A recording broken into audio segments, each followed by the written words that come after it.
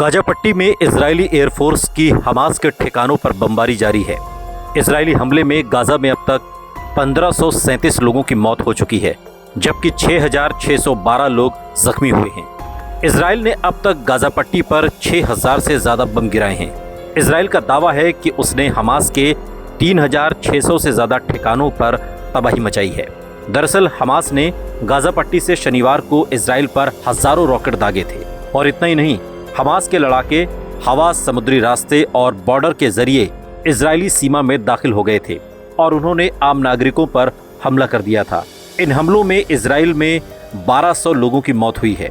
इतना ही नहीं, हमास ने सैकड़ों लोगों को बंधक भी बना लिया। इसके बाद से इजरायल गाजा पट्टी में हमास के ठिकानों पर हवाई हमले कर रहा है। यूएन के मुताबिक 23 लाख की आबादी वाले गाजा में हवाई हमलों के चलते लोग अपने घरों को छोड़ने के लिए मजबूर हो गए हैं। अब तक 4,23,000 लोग विस्थापित हो चुके हैं।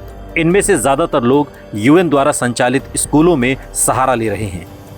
इजरायल की सेना ने गाजा पट्टी के पास अपने टैंक तैनात कर दिए हैं।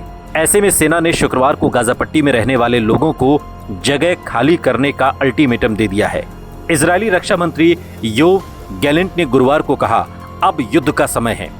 इजरायली सेना ने कहा कि वो आने वाले दिनों में गाजा शहर में महत्वपूर्ण रूप से काम करेगी और नागरिक अगले आदेश के बाद ही वापस लौट सकेंगे। सेना ने कहा, गाजा शहर के नागरिक अपनी सुरक्षा और अपने परिवारों की सुरक्षा के लिए दक्षिण को खाली कर दें और हमास के आतंकवादियों से दूरी बना लें, जो आपको मानव ढाल के रूप में इस्तेमाल कर रहे हैं। सेना ने कहा, हमास के आतंकवादी गाजा शहर में घरों के नीचे, सुरंगों और निर्दोष गाजा नागरिकों से भरी इमारतों के अंदर छिपे हुए हैं। उधर हमास के एक अधिकारी ने कहा कि गाजा स्थानांतरण चेतावनी फर्जी प्रचार है और नागरिकों से इसके झांसे में न आने की अपील की है। इजरायली सेना ने शुक्रवार को कहा कि उसने उत्तरी गाजा में रात भर में 750 सैन्य ठिकानों पर हमला किया, जिसमें हमास की सुरंगें, सैन्य परिसर, वरिष्ठ कार्यकर्ताओं के घर और हथियारों के गोदाम शामिल थे। इस वीडियो पर आपकी क्या प्रतिक्रिया है, कमेंट बॉक्स में हमें जरूर बताइएगा। साथ ही ऐसे और वीडियोस के लिए सब्सक्राइब करिए हमारा यूट्यूब चैनल आज तक।